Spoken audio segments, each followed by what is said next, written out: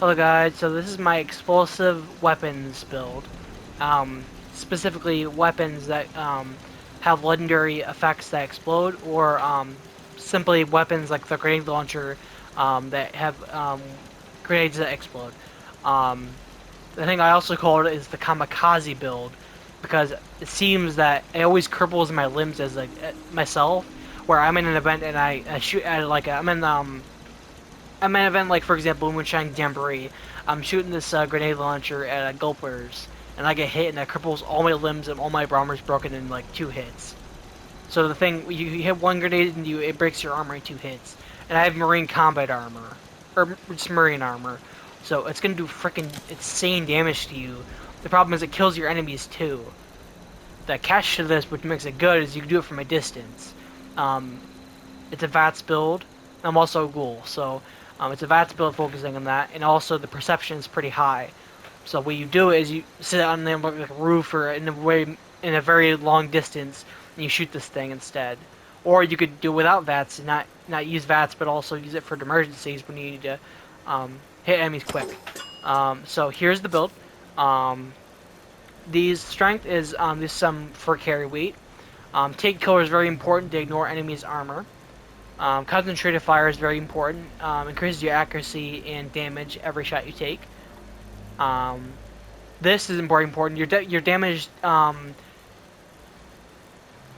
more AP your weapon has that costs, the more does 2% more damage every AP cost. This is very important. Is what makes the build very good against very large groups of enemies. Grenadier, which increases your doubles your explosion radius, which is very important, but also hits you sometimes. Life Giver, Skeleton, and Ironclad are very just to increase your uh, endurance to give you more health. Starch Change is very important because it keeps your mutations. Change numbers is added to your mutations. They make your mutations stronger when your teammates are also have mutations. Intelligence. This is probably a pretty good build for XP because it gives you so much intelligence. Um, Baggers included, field surgeon, good whistle, and first aid. It could also be changed out to put in any of these other ones like perception, or you could keep them here but put different perk cards with them, so you could switch them out for different perks for with your choice.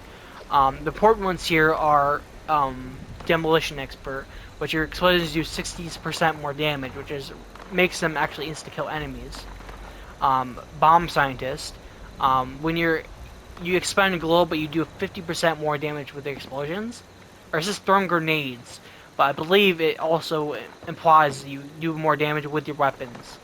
Not fully sure if it applies to the demolition expert, but if it did, and if it did more damage, which I believe it wouldn't even need this one if it was done, because that insta kills almost every enemy, besides bosses and really high health ones. That'd be 110% explosion damage. Um, Next, there's also a onslaught build, so it does more damage. It's a not reverse onslaught; it's just regular damage. So Action Boy, Action Ghoul are very important to keep your agility up. These are the Gorilla Expert, Gorilla Master, and Gunslinger Expert. Increase my onslaught stacks to give me more damage. And the Enforcer might not be necessary, but it gives you more stagger damage if like bosses. Gives 50% more stagger damage.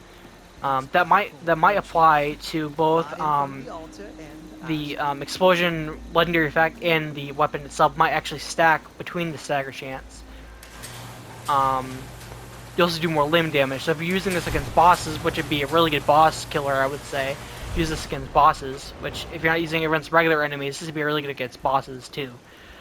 Does more limb damage to them. Luck is very important because it also relies on VATS criticals, which I'm not sure if it's really necessary, but it probably is. Better criticals is very important. It increases your critical damage by 100%. Four-leaf clover. Misses and VATS contribute to your luck meter. Increases based on your luck, so the more each miss and VATS increases your critical meter. Not sure if it's fully necessary, but it's there. Class Break is very important and decreases your negative effects. Junk Shield is very important too. Glowing Criticals, you have 35% more crit damage. So that combines with the 100% damage from better criticals. So that'll be 135 damage increase. Critical Savvy is very important. You have 70% of your critical meters gone. It only consumes that much. And then Faulty Spots, weak point damage. It could be switched out for something else, like Grim Reaper Sprint, which increases your any kill in VATS restores action points based on luck.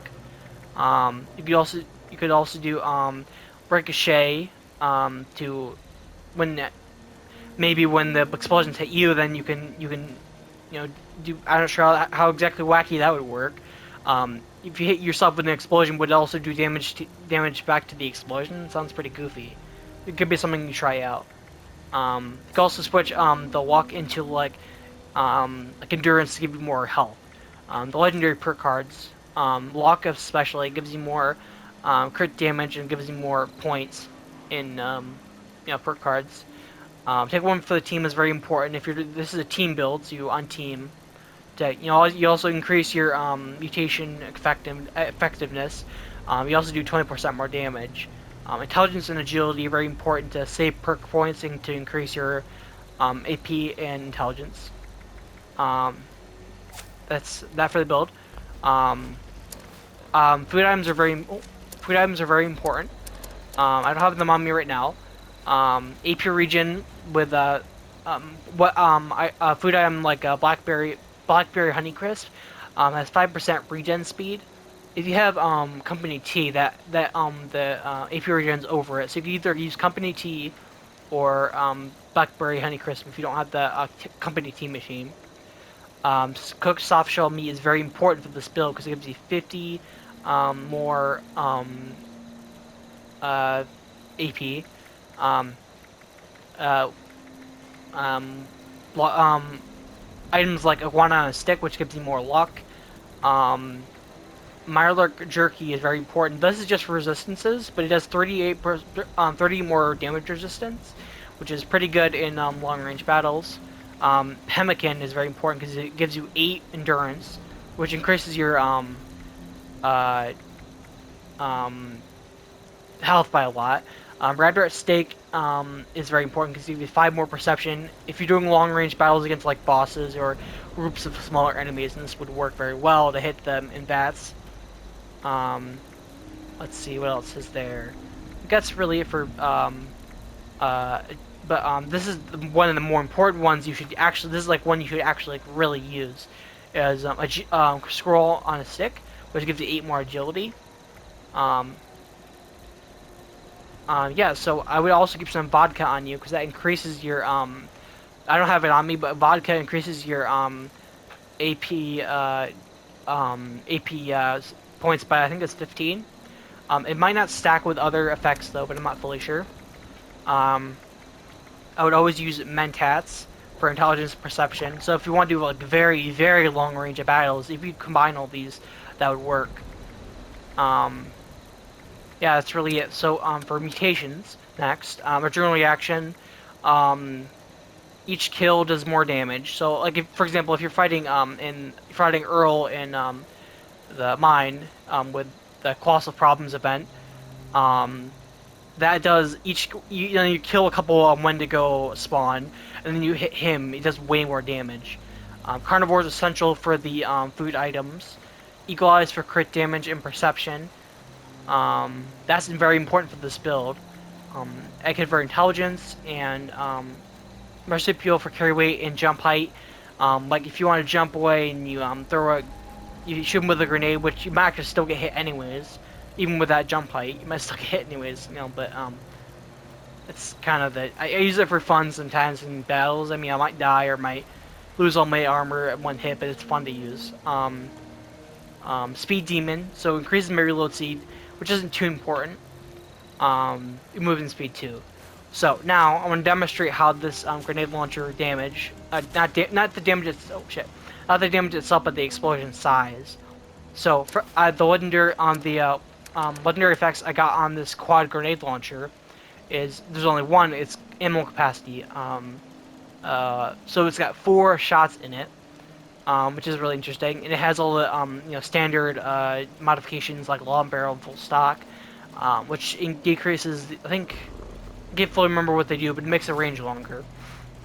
This weapon, if you shoot it,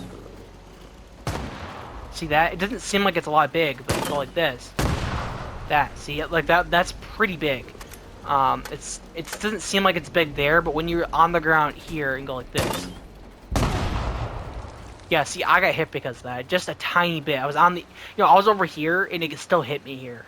That's how far the damage is because of the, was it the range increase. So it hit me all the way over here, but it was over there.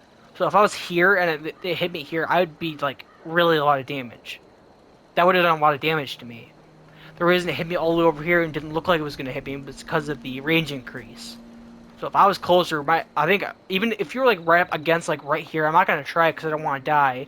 But if you did it right here and you hit yourself, all your armor would be half gone. I mean, it depends where you got hit and how much damage it did. I don't really want to try it out because it cripples all your armor and takes a lot of damage. The real trick to using this weapon is to use against bosses. So like if Earl's all the way in the front there and you hit him with the VATS, critical, and agility, he would take a lot of damage. So that's the build.